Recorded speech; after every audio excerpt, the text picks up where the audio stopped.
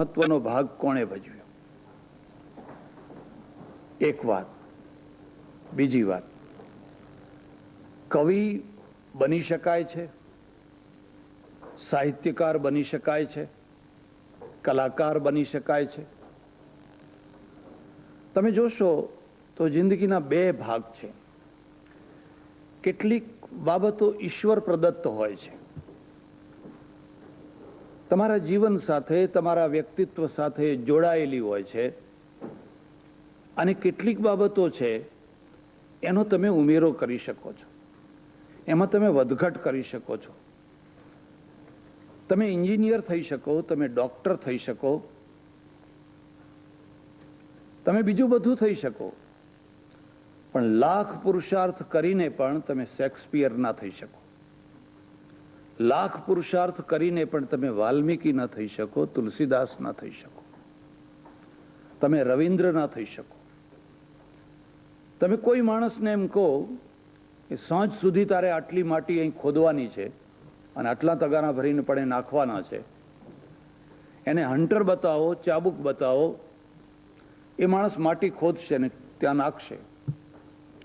પણ તમે કોઈને તોપનો ગોળો બતાવીને એમ કહો કે તારે સાંજ સુધીમાં રવિન્દ્ર થવાનો છે,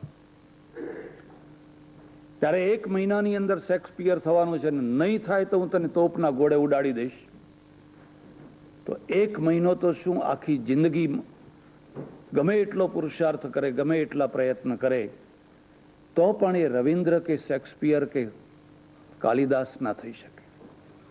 એનું કારણ શું છે?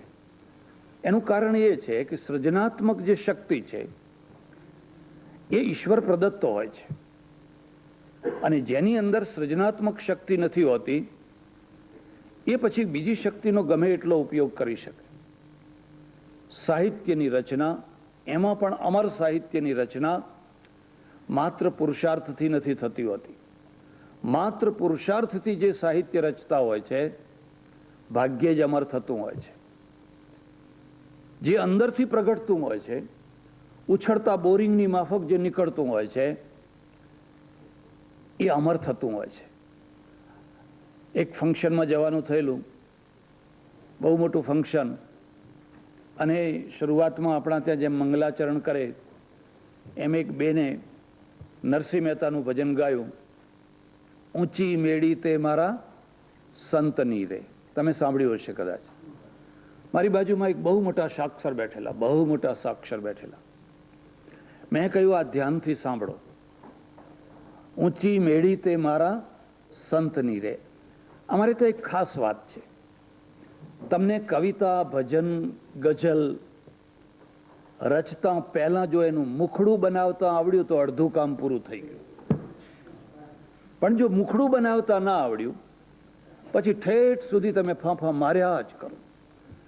મુખડું છે ને એક દિશા નિશ્ચિત કરી આપે છે, એક તમારું લક્ષ્ય નિશ્ચિત કરી આપે છે, એક તમારો હેતુ નક્કી કરી આપે છે. મેં બહુ મોટા સાક્ષર બેઠેલા, મેં કહ્યું જુઓ, કોઈ યુનિવર્સિટીના ભણેલા માણસને આખી જિંદગી જેણે સેંકડો કવિઓના કાવ્યો ઉપર પ્રવચનો આપ્યા હોય, એને કહો કે તું આવું મુખડું બનાવ.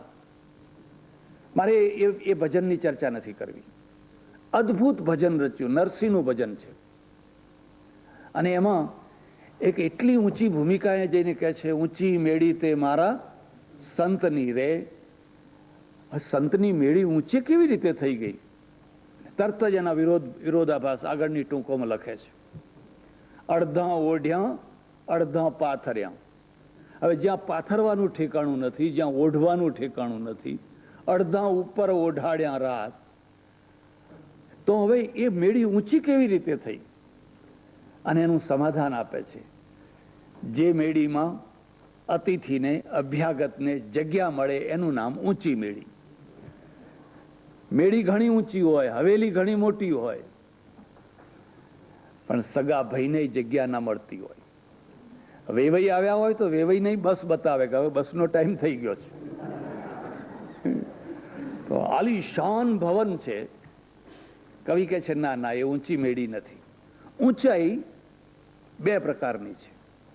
એક ઊંચાઈ ઈંટોના ચણતરની છે, અને બીજી ઊંચાઈ છે એમાં રહેનારની દિલાવરીની છે, એના દિલની દિલાવરીની છે. જો પેલી ઈંટોની ઊંચાઈની વાત કરવાની હોત તો આખી દુનિયા કરે જ છે, એમાં કઈ મોટી વાત હતી? એ તો આખી દુનિયા એ વાતો કરે છે. અને એ મકાનની જે ઊંચાઈ છે એથી તો કંઈ પ્રેરણા નથી મળતી, પણ દિલાવરીની ઊંચાઈ છે. તમે આખું ભજન કોઈ જગ્યાએ હોય તો તમે સાંભળજો, તમને એટલું આમ થશે કે આ શું રચ્યું છે આ માણસોએ.